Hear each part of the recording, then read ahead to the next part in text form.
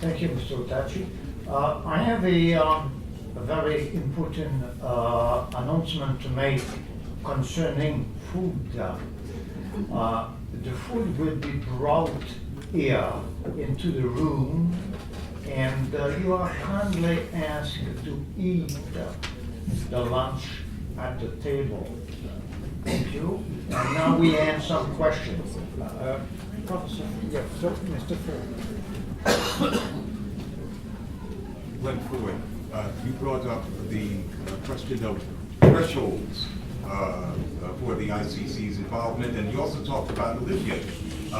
In Libya, the indictment against Gaddafi cited his opening fire, his troops, the security forces opening fire on demonstrators. We know that the number of fatalities among demonstrators was not more than several score, and that probably an equal number of security forces were killed.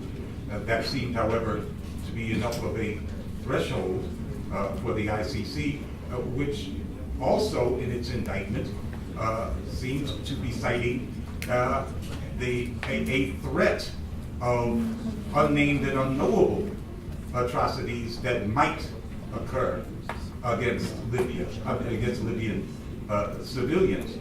You spoke about the possibility of handling thousands of cases that are low on the threshold in terms of fatalities.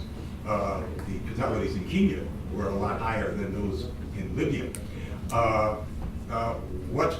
What kind of Pandora's box would that open if one included threats and theoretical future atrocities that the ICC might feel compelled to intervene in to stop from happening? Thank you, Mr. Ford. Actually, that's a good intervention. And just to add on to that, what I wanted to point out that I didn't have time to do is, in the case, the Kenyan case, we have a judicial test to determine whether the cases are serious enough, the gravity is sufficient, that threshold. But the question that arises from what you just said is this: when the Security Council determines that the ICC should intervene, what threshold does the ICC, does the Security Council use? What's the yardstick that the Security Council uses in that regard?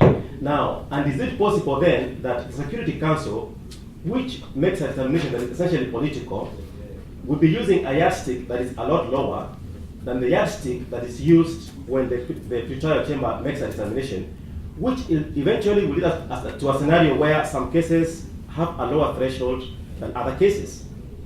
So that, does it mean when the Security Council determines a case is serious enough, then that passes a judicial test? So that's one of the issues I think that the ICC ultimately will have to determine. The same applies to the referrals. And with the referrals, what will always happen, there is self-interest. Take the case of Uganda. Museveni decides to refer Kony and his rebels.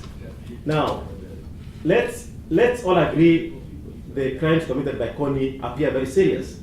Yet Museveni has a self-interest, and once someone has a self-interest, he might get crimes that are of a very low threshold and say, look, let me report this to the ICC. So how does the ICC then determine the threshold in all these different scenarios? And I think that is a question that is out there for the academics to grapple with.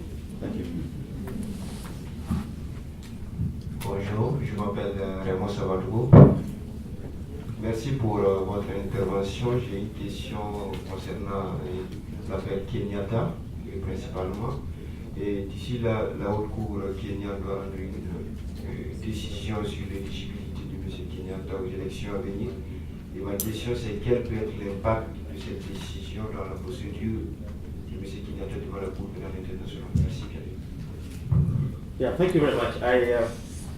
My answer on this might be a little biased because I am partly involved in his defense at the SEC, but I'll try to be objective. It's clear that if the High Court the Kenyan court rules that Mr. Uhuru Kenyatta should not contest the elections, there is a possibility of serious chaos in Kenya. Because already, as we speak, one of the issues that I do not have time to address is the political influence on these cases. And there is a feeling that his protagonist, Raila Odinga, through his connection in civil society, heavily influenced the indictment of Uhuru Kenyatta, which in a way gets him out of the way politically. So if the Kenyan court does again determine that he should not contest, chances are that there will be serious political consequences, and maybe, I don't expect there will be crimes committed as similar to 2007, but there will obviously be serious discontent. That's my view.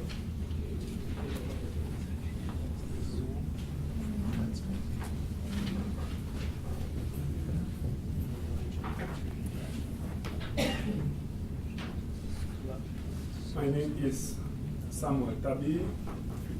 I am an advocate of the Supreme Court of Cameroon. I am equally a human rights advisor and a Ontario human rights legal person.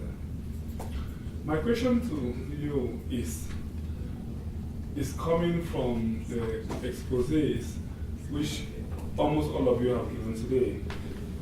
I'm not asking why they are not prosecuting. The question is, what is the way forward?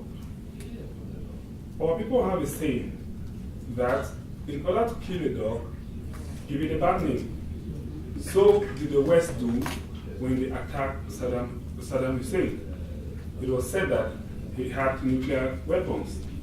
It turned out that there were no nuclear weapons. All of us know that today. A few weeks ago, Desmond Tutu stood up and said it was wrong and that something has to be done. But then the question is, why is it that nobody is intervening? I would not like you to dwell on that issue, why they are not intervening. What are the propositions? Will the ordinary man sit and watch such gross injustice being done?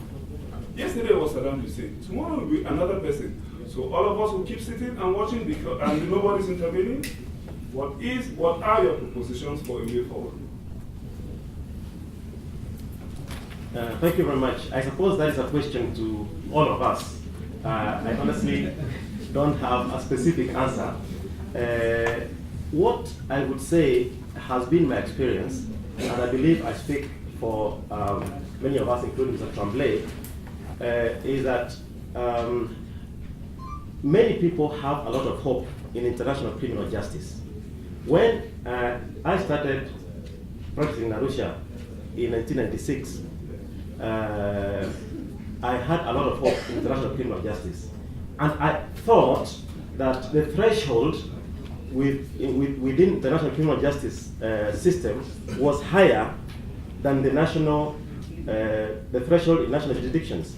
Believe you me, 90% of the cases where you find someone has been found guilty at the ICTR or many of these tribunals could hardly pass any scrutiny in a national court. It's really a sad scenario. So it is a lesson that many of us in the defense particularly have learned. And what my concern really is, how can we have a level playing field? I mean, let's face it, I don't think we'll be honest in saying serious crimes against humanity are not committed in Africa. What we are looking at is a level playing field, a system of justice that is fair, because justice must not only be done, but also is seen to be done. So when you say you're setting up a tribunal to try people behind crimes against humanity or genocide in Rwanda, and you try one side, you don't try the other, you have selective justice, then it leaves a very bad taste in the mouth. Now, I do not have an answer. On the one hand, I would not propose that we abandon the quest for setting standards for international criminal justice. But on the other, I think we must look for a level playing field. Now, how do we do that? I think people like Mr. Ford would have the answers. They know about the international politics and all that. I don't.